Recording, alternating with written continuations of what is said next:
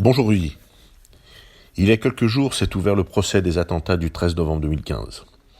Un procès attendu par les victimes qui espèrent pouvoir cicatriser d'une blessure qui malheureusement ne pourra jamais se refermer. Ils aspirent à avoir des réponses aux multiples questions qui les hantent depuis ce 13 novembre cauchemardesque. Ils veulent comprendre.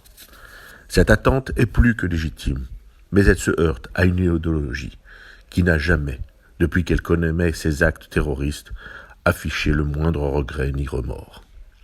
À chaque fois, les victimes scrutent les visages des assassins et de leurs complices, espérant croiser un signe d'humanité. Force est de constater qu'à ce jour, aucun de ces criminels n'a exprimé le moindre regret ou la moindre compassion. Bien au contraire, lors de chaque procès, la salle d'audience se transforme en tribune, donnant l'occasion aux terroristes de confirmer leur détestation de notre mode de vie et de nos valeurs.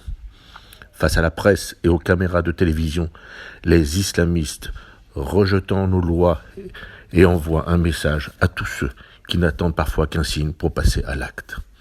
Ce procès en cours nous a confirmé cette mise en scène.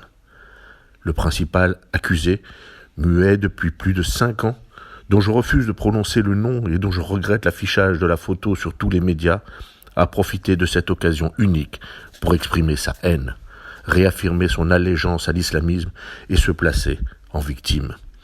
À chaque prise de parole de ce monstre, il est essentiel de comprendre à qui sont adressées ces paroles. Il ne parle pas aux victimes ou à leurs familles. Il ne répond pas aux juges. Il se place en leader islamiste, arrogant les foules.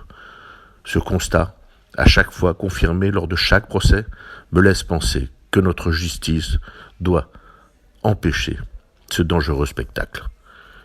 Il faut les condamner à la peine de mort médiatique, les isoler, les réduire à un numéro d'écrou, les empêcher de communiquer, les faire sortir de la lumière. Cette disparition serait la plus grande des condamnations pour ceux qui n'aspirent qu'à devenir des shahids ou des héros.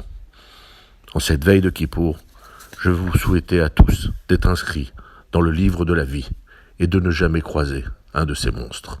À la semaine prochaine.